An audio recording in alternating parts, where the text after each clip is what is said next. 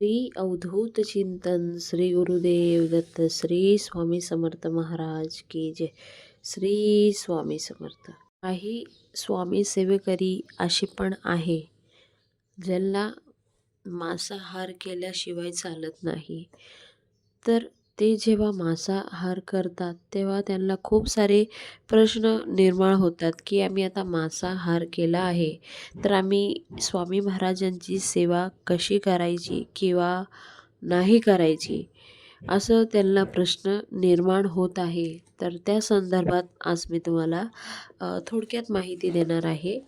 मी मांसाहार केलेला आहे. आता मी स्वामी महाराजांची सेवा कशी करू, असा प्रश्न मनात येत असेल.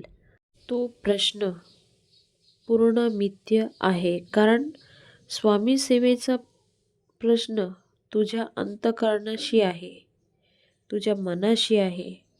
तुझं अंतःकरण जे आहे निर्मळ शुद्ध कर आणि सातत्याने ती स्वामी सेवा जी आपण करतोय त्याच्यावर लक्ष दे.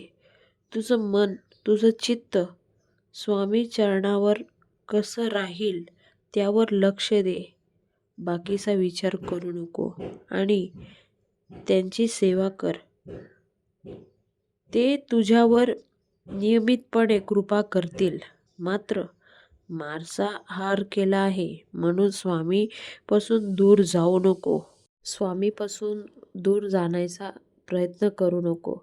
स्वामी असं कधीच म्हणत नाही का मांसाहार केल्यावर माझी सेवा करू नको किंवा मांसाहार केल्यावर माझी सेवा करायची नाही, असं कुठंच कधी बोललेले नाही.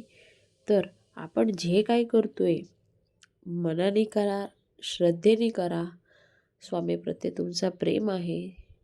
आपण मनाभावाने केलं ना कोणतीही गोष्ट, स्वामी कधीच आपल्याला त्यांच्यापासून दूर करत नाही.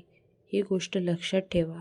म्हणून मांसाहार केल्यावर स्वामी सेवा करायची की नाही हा प्रश्न येतोय, त्याचा आन्सर ह्या प्रकारे मी दिलेला आहे. तुम्ही करू शकता स्वामी सेवा, काही अडचण नाही. इवन स्वामी महाराजांना ज्या महिलांची पाळी वगैरे येते त्या महिला अगोदर कसे लांब लांब बसवायचे, तर स्वामी महाराजांना ते सुद्धा आवडत नाही. स्वामी महाराज बोलतात त्या माऊलीच्या पोटी आपण जन्म घेतला आहे, त्या रक्ताने आपण बनलो आहे आणि आज आपण त्या रक्ताला आपण घाण कसं म्हणू शकतो की पाळी आल्यावर त्यांना साईडला बसवायचं, देवपूजा करायची नाही. त्यांच्या गर्भातून आपण निर्माण झालो आहे. तर अशा गोष्टीवर पण स्वामींना खूप राग येतो. पाळी आल्यावर साईडला बसवायचं. स्वामी बोलतात या माझं दर्शन करा. जेव्हा तुम्ही पाळी आली तर आपण कसं देवाचे दर्शन करत नाही, पण स्वामी महाराज बोलतात माझं दर्शन करा. स्वामी महाराजांना अशा गोष्टी आवडतच नाही आहे. म्हणून तुम्ही मांसाहार केला, पाळी आली तरीसुद्धा तुम्ही स्वामी महाराजांचे दर्शन करू शकता, पूजा करू शकता, हे लक्षात ठेवा.